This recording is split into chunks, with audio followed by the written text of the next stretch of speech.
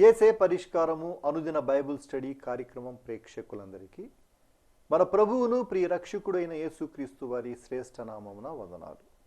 ప్రభువునందు ప్రియ దేవుని బిడ్డలారా, నేటి దినము దైవజనులు కారుపాటి శ్యాంసాగర్ గారి ద్వారా విలాప వాక్యములు గ్రంథములోంచి వాక్యాన్ని ధ్యానం చేసుకుందాం. మీరందరూ బైబిల్తోనూ నోట్బుక్తోనూ సిద్ధపడి ఉంటే దైవజనులు కారుపాటి శ్యాంసాగర్ గారు ప్రార్థన చేసి ఈ దినపు వాక్య పరిచర్య చేస్తారు. ప్రభువునందు ప్రియ దేవుని బిడ్డలారా, నేటి వాక్య ధ్యానం కొరకు ప్రార్థించుకుందాం. తలలు వంచండి, ప్రార్థనలో ఏకీభవించండి. ఎపిసోడ్ సహకారులు గత వారం అంతా లేరు. ప్రభువు సహాయం చేసేటట్లు ప్రార్థించండి. ప్రార్థన.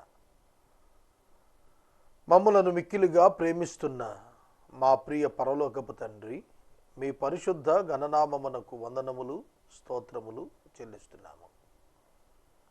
నేటి వాక్య ధ్యానం ద్వారా మాతో మాట్లాడండి. మా ప్రేక్షకులు ఆధ్యాత్మికంగా మేలు పొందటానికి కృప చూపండి. ఎపిసోడ్ సహకారులను పంపించండి. ప్రతి అవసరం మీ మహిమ ఐశ్వర్యంలో నుండి తీర్చండి. యేసునామమున ప్రార్థిస్తున్నాము తండ్రి, ఆమేన్. ప్రభువునందు ప్రియ దేవుని బిడ్డలారా, నేటి వాక్య ధ్యానం కొరకు విలాప వాక్యములు గ్రంథము 1వ అధ్యాయము 8వ వచనము మీ ఎదుట ఉంచుకోనండి. విలాప వాక్యములు. ఇర్మియా యెరూషలేము పతనాన్ని చూచి కన్నీటితో వ్రాసిన విలాపములు. యెరూషలేము దేవుని పట్టణం. యెరూషలేము దేవుని మందిరం ఉన్నటువంటి స్థలం. యెరూషలేము శాంతికి చిహ్నం. యెరూషలేము సమృద్ధి నిలయం. యెరూషలేము జనభరిత పట్టణం. యెరూషలేము ఆశీర్వాదమునకు మూలం. అటువంటి యెరూషలేము పాపమును చేయుట ద్వారా, ప్రభువు యొక్క హెచ్చరికను నిర్లక్ష్యం చేయుట ద్వారా క్రీస్తు పూర్వం 586 సంవత్సరంలో సమూలంగా నాశనం చేయబడింది. ఆ పట్టణావస్థను, దీనావస్థను ఇర్మియా చూచి కన్నీరు కారుస్తూ 8వ వచనంలో మాట్లాడుతున్నాడు. యెరూషలేము ఘోరమైన పాపము చేసెను, అందుచేత అది అపవిత్రురాలు ఆయను. Jerusalem sinned grievously, therefore she became filthy. దాని గణపరిచిన వారందరూ దాని మానమును చూచి దానిని తృణీకరించుదురు. All who honored her despise her, for they have seen her nakedness. అది నిట్టూర్పు విడుచుచు వెనుకకు తిరుగుచున్నది. She herself groans and turns her face away. ఈ వచనంలో 3 విషయాలు మనం చూస్తున్నాం. ఒకటి, యెరూషలేము అపవిత్రురాలు అయ్యెను. ఫిల్దీ అనే పదం అపవిత్రత, అసహ్యమైనటువంటిది, సిగ్గుతో కూడినటువంటిది, లజ్జాకరమైనది అని అర్థం. ఎందుకు అని అనగా ఘోరమైన పాపము చేసినది. ఏమిటి యెరూషలేము యొక్క ఘోర పాపము? దేవుడు పంపిన ఇర్మియా మాటనందు విశ్వాసముంచకపోవటం. పాపము అనగానే మనం వెంటనే వివిధ పనులను చెబుతూ ఉంటాం. కానీ వాస్తవంగా పాపం ఏమిటంటే దేవుణ్ణి నమ్మకపోవటం. దేవుణ్ణి నమ్మకపోతే దేవుని మాట ఎవడు విశ్వసించడు. మొదట దేవుణ్ణి విశ్వసించాలి. దేవుణ్ణి విశ్వసించాం కాబట్టి దేవుని మాటను విశ్వసిస్తాం. అసలు దేవుణ్ణే నమ్మకపోతే దేవుని మాటే నమ్ముతాం. కనుక ఇర్మియా తీసుకుని వచ్చిన ప్రతి విధమైనటువంటి ప్రవచనాలు ప్రజలు నమ్మలేదు. ప్రతి పాపమునకు మూలము అవిశ్వాసం. ప్రతి పాపమునకు మూలము దేవుని యందు నమ్మిక లేకపోవటం. అది ఘోరమైనదిగా దేవుడు ఇచ్చాడు. ఘోర పాపం అని ఎందుకు రాశాడంటే, యెరూషలేమునకు దేవుడు తనను ప్రత్యక్షపరుచుకున్నంతగా ఏ జనాంగానికి కూడా ఆయన ప్రత్యక్షం చేసుకోలేదు. అందుకనే కీర్తన గ్రంథంలో ఏ జనముకునకును ఆయన ఈ విధంగా తెలియబడలేదన్నాడు.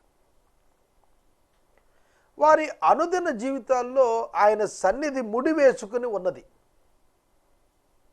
ఆయన వాగ్దానాలు, ఆయన ధర్మశాస్త్రం, ఆయన ఇచ్చినటువంటి ప్రభుత్వం, ఆయన కృప, ఆయన సత్యం వారిని వెంబడిస్తూనే ఉంది. వారు అనుదినము దానిని గ్రహిస్తున్నారు. గ్రహిస్తూ దేవుణ్ణి విసర్జించటం ఘోర పాపం. ఎవరో అమాలేకీయులో ఐగుప్తీయులో తెలియని వారో దేవుణ్ణి నమ్మలేదు అంటే అర్థం ఉంది, వాళ్ళకి ఏం తెలియదు కనుక. కానీ దేవుని మందిరమే యెరూషలేములో ఉంది. మరి వాళ్ళు దేవుణ్ణి ఎరగకపోవటం ఏమిటి? దేవుణ్ణి ఉన్నాడని వాళ్ళు అనుకున్నారు, కానీ వారు ఎవరా దేవుడని తెలుసుకోలేకపోయారు. ఆయన శీలం ఏమిటి తెలుసుకోలేకపోయారు. అన్యుల వలె తలంచారు. అన్యుల దేవతలు విగ్రహాలు. కళ్ళుంటాయి చూడవు, చెవులుంటాయి వినవు, నోరుంటుంది మాట్లాడదు. కానీ దేవుడు అలా కాదు. కళ్ళున్నాయి చూస్తాడు, చెవులున్నాయి వింటాడు. చెవులు ఉండటం అంటే నువ్వు నేను చూస్తున్నట్టుగా మనకు రెండు చెవులు శరీరంలో కనపడినట్టుగా కాదు. చెవి నిర్మాణకుడు ఆయనే, కన్ను నిర్మాణకుడు ఆయనే. ఆయన నిర్మాణకుడు, వినకుండా ఉంటాడా? చెవిని నిర్మించిన వాడు వినక ఉంటాడా? కన్ను నిర్మించిన వాడు కానకుండునా? ఆ కామన్ సెన్స్ పోయింది విశ్వాసులుగా ఉన్న వారిలో. దేవుడున్నాడు, నన్ను చూస్తున్నాడు, అందుకే నాకు హెచ్చరికిస్తున్నాడు, నా జీవితం యథావిధిగా బయలుపరుస్తున్నాడు, నన్ను నేను సరి చేసుకోవాల్సిన అవసరం ఉన్నది అని ఎప్పుడు ఒక వ్యక్తి తెలుసుకుంటాడు? దేవుని పట్ల భయభక్తులు ఉన్నప్పుడే ఆ ఆలోచన కడతాడు. తన పాపాన్ని కప్పుకున్నంతసేపు కూడా ఏ వ్యక్తి దేవుని యొద్దకు రాలేడు. తన పాపమును ఒప్పుకోగలిగినప్పుడే దేవుని యొద్దకు వస్తాడు. కనుక ఇశ్రాయేలు తన పాపమును కప్పుకొన్నది. యూదా జనాంగం తన పాపాన్ని కప్పుకొన్నది, ఒప్పుకొనలేదు. అక్కడ దేవుడు దానికి అపవిత్రత కలిగిందన్నాడు. అవిశ్వాసము అపవిత్రతలోనికి నడిపిస్తుంది, విశ్వాసము పరిశుద్ధతలోనికి నడిపిస్తుంది. అవిశ్వాసము దిగజారుడుతనానికి తీసుకెళ్తుంది, విశ్వాసము పటిష్టమైన పరిశుద్ధతలోనికి నడిపిస్తుంది. విశ్వసించిన వాడు శుద్ధి చేయబడి నీతిమంతుడవుతాడు. పరిశుద్ధపరచబడటం మూలము విశ్వాసం. ఆ విశ్వాసము మన యందు నివసించాలి. కనుక విశ్వాసమునకు కర్త అయిన యేసుక్రీస్తునందు మనం ఎప్పుడైతే సంబంధాన్ని, సహవాసాన్ని కలిగి ఉంటామో అప్పుడు మన జీవితాలు వెలుగుతో నిండి ఉంటాయి, సత్యముతో నిండి ఉంటాయి. అలా కాకుండా ప్రభువును విడిచి లోకాన్ని, పాపాన్ని, శరీరాన్ని, ఇచ్ఛలను ఆశ్రయిస్తే అది మనలను అపవిత్రత వైపు నడిపిస్తుంది. దాని ఘనపరిచిన వారు దానిని తృణీకరిస్తున్నారు. చూడండి, దేవుని వెంబడించినప్పుడు ఘనత దొరుకుతుంది, దేవుణ్ణి తిరస్కరిస్తే తృణీకారం పొందుతాం. దేవుణ్ణి ఘనపరిచినంత కాలం వర్ధిల్లుట జరిగింది. దీవెనకర పరిస్థితులు ఉన్నాయి. దేవుణ్ణి తిరస్కరిస్తూ వెళ్ళిన కొలది అన్ని జనాంగాలు వాళ్ళని తృణీకరించారు. ఎవ్వరు వారితో సహవాసానికి రాలేదు. వారి ఆపద సమయంలో ఏ అన్యజాతుల వాళ్ళు సహకరించడానికి రాలేకపోయారు. చూస్తున్నారు, నాశనం జరుగుతుంటే చూశారు తప్ప ఎవరు హెల్ప్ చేయలేకపోయారు. ఎందుకంటే తృణీకరించబడ్డారు. ఇలా అవటం మంచిదే. బబులోనీయులు అన్నారు, వారి దేవుడు వారికి శ్రమ కలుగు చేశాడు. ఎందుకంటే వారి దేవుడిని వదిలేశారు. అన్యజనులు చెప్పుకుంది ఒకటే, ఏంటంటే వీళ్ళకి ఈ శాస్తి తగినదే, ఎందుకంటే వారే వారి దేవుడిని వదిలేశారు, అందుకే వారి దేవుడు వారిని క్రమపరుస్తున్నాడు, శిక్షిస్తున్నాడు అన్నారు. గాడ్స్ జడ్జిమెంట్స్ ఎప్పుడు కూడాను మీదకు వచ్చినప్పుడు ఎవరి సహాయం దొరకదు. అదే పాపం యొక్క ప్రభావం అట్లాగుంటుంది. మనం అనుకుంటాం మనకేం ప్రాబ్లం లేదనుకుంటాం, కానీ దేవుణ్ణి విడిచిపెట్టినప్పుడు నువ్వు అనుకున్న సహాయకులు ఎవరు నీకు కనపడరు, వారే నిన్ను తృణీకరిస్తారు. ఇది పాపం యొక్క ప్రభావ స్థితి. ఇది మనం గుర్తెరగాలి. నేను విశ్వాసిని, నేను పాపం చేయకూడదు, నేను పాపం చేస్తే నేనే పతనం అవుతాను అనేది మొట్టమొదటి నువ్వు గ్రహించాలి. యెరూషలేమును నువ్వు చూస్తున్నప్పుడు నీకు అర్థం కావాల్సింది ఏమిటంటే, అయ్యో నేను పాపిని, ప్రభు నన్ను క్షమించు అని ప్రభు దగ్గరికి వెళ్ళాలి. కానీ అలా వెళ్ళలేదు యెరూషలేము, అందుకే పతనమైంది. ప్రతివాడు పాపం చేస్తాడు, కానీ పశ్చాత్తాపడి ప్రభువు దగ్గరికి వెళ్ళి క్షమాపణ కోరిన వాడికి కనికరం ఉంచబడద్ది, శిక్ష తప్పించబడుతుంది. అలా కాని వారి మీదకు దేవుని ఉగ్రత వచ్చేస్తుంది.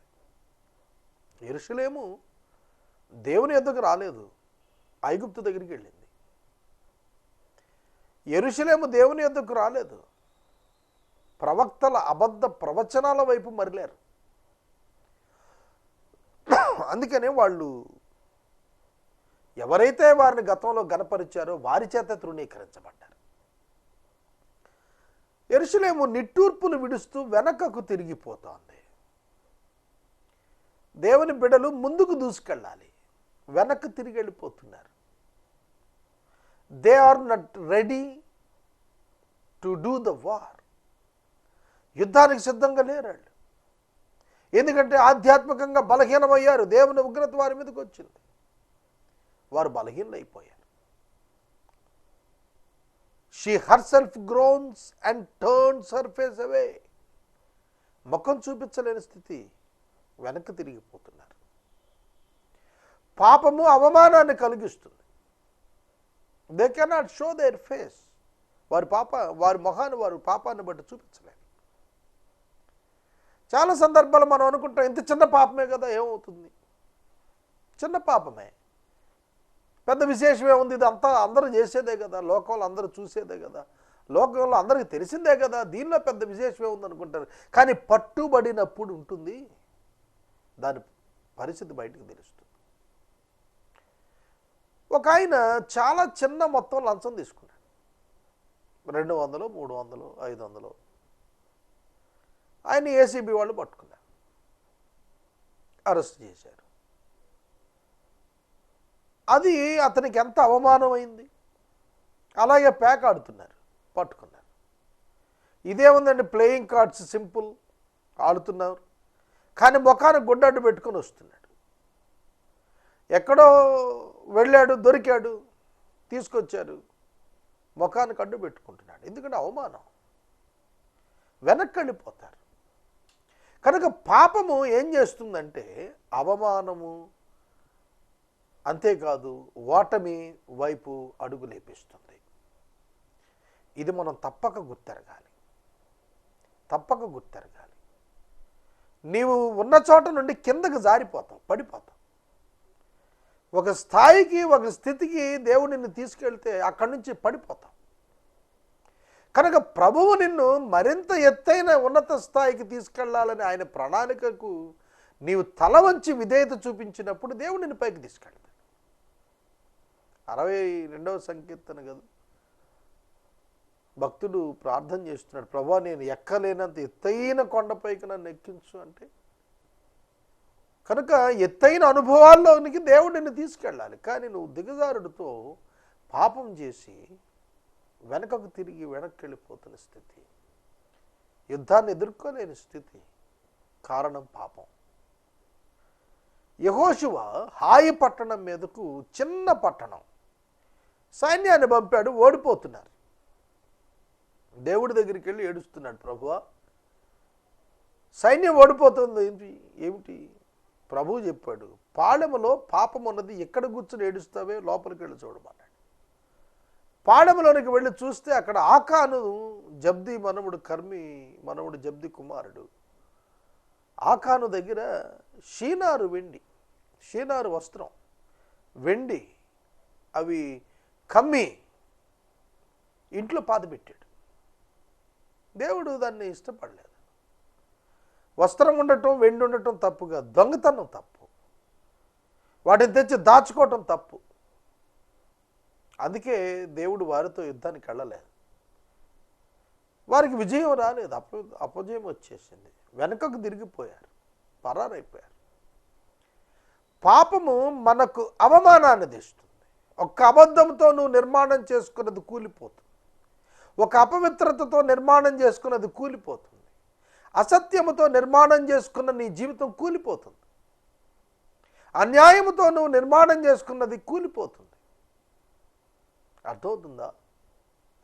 చాలామంది తమ యొక్క జీవితాలు డబ్బుతో కట్టుకుంటున్నారు, లంచాలతో కట్టుకుంటున్నారు, కూలిపోతుంది, లైఫ్ కూలిపోతుంది, భవనాలు మిగిలిపోతాయి, జీవితాలు కూలిపోతాయి. ఉపయోగం ఏమిటి? ఎంతోమంది డబ్బున్నవారు క్యారెక్టర్ లేకుండా తిరుగులాడుతున్నారు. డబ్బు కంటే క్యారెక్టర్ చాలా ప్రధానం. వ్యక్తిత్వం వికాసం కావాలి, ఆ వ్యక్తిత్వంలో పరిశుద్ధత రావాలి, ఆ వ్యక్తిత్వం సత్యం మీద ఆధారపడినదిగా సాక్ష్యం పొందాలి. అలా లేకపోతే ఏమిటి ప్రయోజనం? కాబట్టి యెరూషలేము పాపం చేసింది కనుక వెనుకంజ వేస్తోంది. నువ్వు పాపాన్ని లక్ష్యం పెడితే నువ్వు కూడా వెనుకంజ వేస్తావు, ముందుకు వెళ్ళలేవు. 9 వచనం, దాని అపవిత్రత దాని చెంగుల మీద ఉన్నది, అంటే ఇట్ ఈస్ విజిబుల్, కనబడుతోంది. Her uncleanness was in her skirts, she took no thought of her future. దాని కడవరి స్థితిని అది జ్ఞాపకము చేసుకొనక ఉండెను.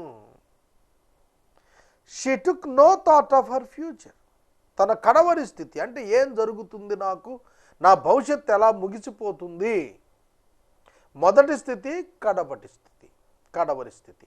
మొదటి స్థితి బాగానే ఉంది, యెరూషలేముది. కడవరి స్థితి ఏమిటి? మర్చిపోయింది, జ్ఞాపకం చేసుకోకపోయింది, అపవిత్రతను చెంగుల మీద వేసుకుంది. అంటే కనిపించేటట్టుగా డిస్ప్లేడ్, చెంగు కనిపిస్తుంది కదా, చెంగుల మీద ఉన్నది అంటే కనిపిస్తుంది. ఇప్పుడు స్త్రీలు అందమైన చీరలు కొనుక్కుంటూ ఉంటారు, వాటిలో చెంగుకి చాలా ప్రాధాన్యత ఉంటుంది. బుటా పనితోటి, లేకపోతే రకరకాలైన పూసల పనితోటి రకరకాలుగా బయట చెంగుని సవరిస్తుంటారు, అలంకరిస్తుంటారు. ఎందుకంటే అది బాగా కనపడాల్సినదిగా వాడు భావిస్తారు. ఇక్కడ కూడా అది అపవిత్రత చెంగుల మీద కనిపిస్తుంది. కనుక చూచిన వారు మొట్టమొదట తమ దృష్టిని నిలిపేది వీరి అపవిత్రత మీదే. వాళ్ళు ఏం గుర్తించలేకపోయారంటే మా బ్రతుకు చివరికి ఏమైపోతుంది అనేది ఆలోచన లేకుండా అయిపోయారు. ప్రతిసారి అబద్ధమాడేటప్పుడు, ప్రతిసారి లంచం తీసుకునేటప్పుడు, ప్రతిసారి పాపములో నువ్వు ఇన్వాల్వ్ అయ్యేటప్పుడు గుర్తుపెట్టుకో, దీని అంతం నన్ను ఎంతగా నాశనంలోనికి తీసుకెళ్తుంది. కొందరు సిగరెట్లు మొదలెడుతున్నారు యవనస్తులు, కానీ అది చివరికట్టు తీసుకెళ్తుంది. మద్యం మొదలెడుతున్నారు, డ్రగ్స్ మొదలెడుతున్నారు, చివరికట్టు తీసుకెళ్తుంది. స్నేహాలు మొదలు పెడుతున్నారు, ఆడపిల్లలతో మగపిల్లలతో యవనస్తులు స్నేహాలు మొదలు పెడుతున్నారు. పెండిళ్ళైన వారు అక్రమమైన జీవితం వైపు వెళుతున్నారు. అది దాని కడమ స్థితి ఏమిటి? చాలా భయంకరం. You cannot control the situation. నువ్వేదో దాన్ని నేను స్వాధీనం చేసుకోగలను, నేను కంట్రోల్ చేయగలను, నేను నియంత్రించగలను, నీ చేతిలో లేదు. ఒక్కసారి తారాజు అంటించి వదిలిన తర్వాత it's not in your control. అది వెళ్ళిపోతుంది, వేగంగా పోతుంది. అట్లానే పాపము మానవుని జీవితాల్లో పరిస్థితులను అంతే వేగంగా పతన దిశగా నడిపించేస్తుంది. ఇది యెరూషలేమును గూర్చి మనం తెలుసుకున్నాం. అది ఎంతో వింతగా హీనదశ చెందినది, దానిని ఆదరించువాడెక్కడును లేకపోయాను. ఎంతో వింతగా హీనదశ, వింతగా అంటే ఊహించలేనంతగా పతనమైపోయింది. Therefore her fall is terrible, she has no comforter. ఎంతో వింతగా, terrible, her fall is terrible. పతనం చాలా భయంకరంగా, వింతగా అంటే ఊహించం మనం. 2 దినాల క్రితం పేపర్లో ప్రపంచంలో అత్యధికమైనటువంటి విధానంలో సెన్సెక్స్ కూలిపోవటం జరిగింది.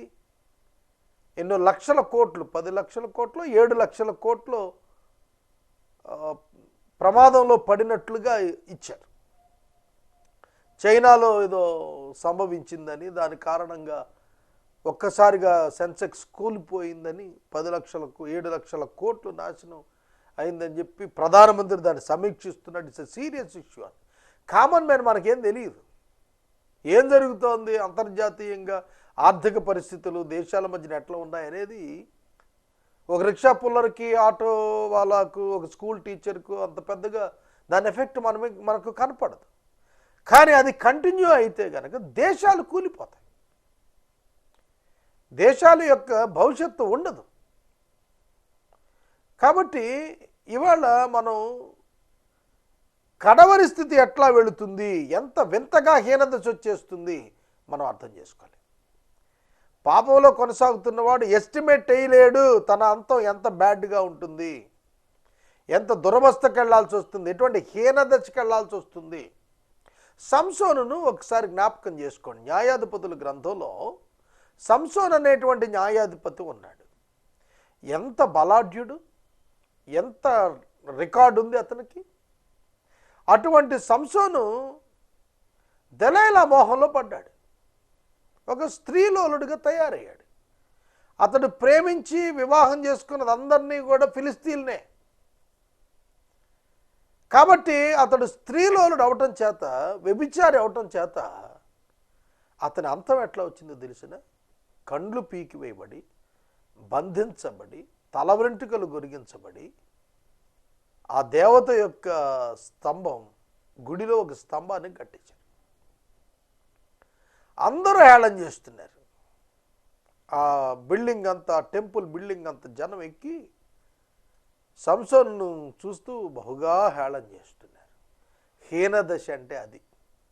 ఒక విశ్వాసి పడిపోతే ఎటువంటి హీనదశ వస్తుందో మనం తప్పక తెలుసుకోవాలి. నా పర్సనల్ ఎక్స్పీరియన్స్లో పాపమును లక్ష్యము చేసినప్పుడెల్లా కూడా దేవుడు నాకు ఇస్తున్న హెచ్చరికలు, నా పరిస్థితులలో కలిగేటువంటి అకస్మాత్తు మార్పులు, అనూహ్యమైనటువంటి మార్పులు నేను గమనించాను. నేను పశ్చాత్తాపడ్డాను, పలుమార్లు పశ్చాత్తాపడి, ప్రభువా ఈ చిన్న దానిలో నుంచి నన్ను బయటికి తీయండి. లోకములో ఇది చిన్నది కావచ్చు, లోకంలో ఇది చిన్న తప్పిదం కావచ్చు, కానీ ప్రభు నా స్థాయి సేవకుడు నీ ఎదుట ఇది చేయుట నువ్వు సీరియస్గా తీసుకుంటావు, నాకు తెలుసు ప్రభు, నన్ను క్షమించని అడిగాను. ఇమ్మీడియట్ సెకండ్స్లో రెస్టోర్ చేశాడు దేవుడు. చాలా విషయాలు నేను గమనించాను, గుర్తించగలిగాను. Within seconds I got the help of the lord. దేవుని యొక్క సహాయం నేను పొందాను. పశ్చాత్తాపడిన సెకండ్లలో ఆ రెస్టోరేషన్ నేను చూడగలిగాను. God is so personal. దేవుడు చాలా వ్యక్తిగతంగా వచ్చేస్తాడు, మనకు సమీపంగా ఉంటాడు ఆయన. కనుక దేవుని పిల్లలు పాపము విషయంలో బహుజాగ్రత్తగా ఉండాలి. ప్రధానంగా మన నోటి మాట దేవునికి చాలా గాయాన్ని కలిగించేదిగా ఉంటాం. మన వినికిడి, మన చూపు, మన వినికిడి, మన చూపు, మన మాట, ముఖ్యంగా ఇవి మనం అనుకుంటాం ఇవి ఇదేముందిలే, ఇది చాలా చిన్న విషయం, ఇది పెద్ద పట్టించుకునే అంతటి సీరియస్ ఇష్యూ కాదని అనుకుంటాం. కానీ God will take it as a very serious issue. చాలా తీవ్రమైనదిగా దేవుడు తీసుకుంటాడు. మోషే బండతో మాట్లాడు మోషే అని అంటే రాజు వెళ్ళి కొట్టాడు, కర్రతో కొట్టాడు బండను. దాన్ని దేవుడు చాలా సీరియస్గా తీసుకున్నాడు. మోషే కూడా నా మాట వినకపోతే ఇంకా ఎవరు వింటారు? అది ఆయన ఆర్గ్యుమెంట్. నువ్వు నన్ను సన్మానించలేదు, మీ ఇద్దరు నన్ను సన్మానించలేదు, కాబట్టి మీరు యోర్ధాను దాటి కనానుకు పోరని చెప్పేశాడు. చాలా సీరియస్గా తీసుకుంటాడు. ప్రియ సహోదరుడా, సహోదరి, యెరూషలేము యొక్క పాపము ఎంత హీన స్థితిలోనికి యెరూషలేము నడిపించిందంటే, వారు శ్రేష్టమైన వస్తువులను ఇచ్చి ఆహారం కొనుక్కునే దుస్థితికి వచ్చారు. తిండి లేని వారు అయిపోయారు. యెరూషలేము చుట్టూతా కూడా నెబుకద్నెజరు దండ్లు కట్టాడు. బయట నుంచి లోపలికి ఆహారం రాదు, లోపల వర్షం లేదు, లోపల పంట పండేది లేదు, లోపల విత్తనం వేసేది లేదు. చాలా దారుణమైన పరిస్థితి. కరువు వచ్చేసింది. కరువు ఎంత ప్రమాదం అండి! కరువు ఎంతగా మనిషిని కృంగజేస్తుందో తెలుసా? వారిని ఆదరించేవాడు లేకపోయాడు. యెహోవా శత్రువులు అతిశైలుడి చేత నాకు కలిగిన శ్రమను దృష్టించుము. దాని మనోహరమైన వస్తువులన్నీ శత్రువుల చేతిలోకి వెళ్ళిపోయాయి. నీ సమాజంలో ప్రవేశింపకూడదని ఎవరిని గురించి ఆజ్ఞాపించావో ఆ జనాలు వారందరూ కూడా పరిశుద్ధ స్థలమును ప్రవేశించి ఉంట అది చూచుతూనే ఉన్నది. యెరూషలేము దేవాలయంలోనికి అన్యుల ప్రవేశం లేదు. యెరూషలేము దేవాలయంలోనికి అన్యుల ప్రవేశం లేదు.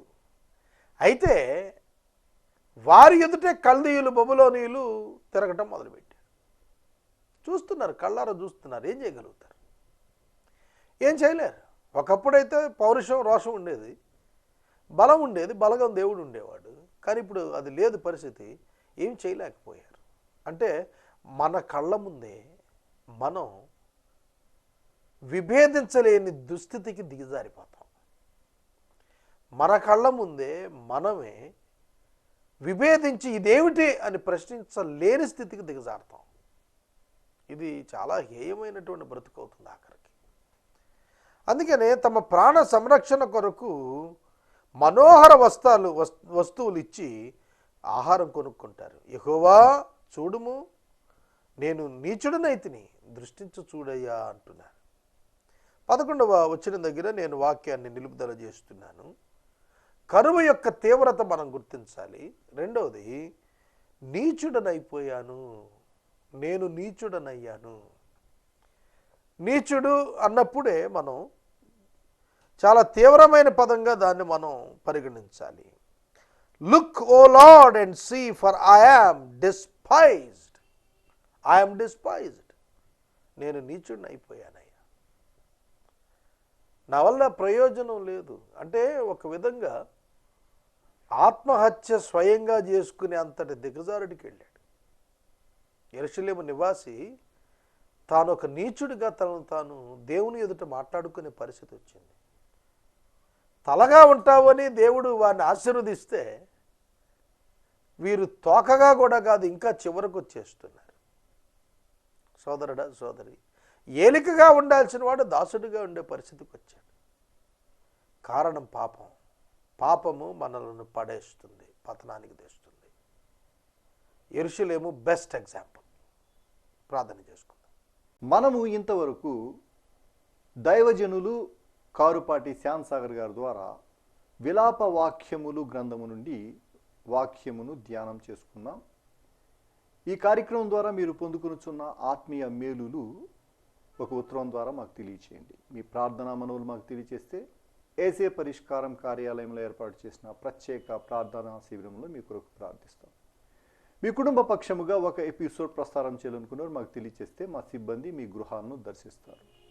ముగింపు ప్రార్థన ఆశీర్వాదాలతో ఈ కార్యక్రమాన్ని ముగించుకుందాం. ప్రార్థన. మమ్మను మికిలిగా ప్రేమిస్తున్న తండ్రి, వందనాలు. వాక్యము విన్న బిడ్డలను దీవించుము. ఎపిసోడ్ సహకారులు ఈ వారమంతా లేరు ప్రభు. మీ సహాయం కొరకు అర్థిస్తున్నాము, కనికరించండి. యేసునామమున ప్రార్థిస్తున్నాము తండ్రి, ఆమేన్. తండ్రి అయిన దేవుని ప్రేమ, కుమారుడిని యేసయ్య కృప, పరిశుద్ధాత్మని యొక్క అన్యోన్య సహవాసం సదాకాలం మనందరికి తోడయుండును గాక.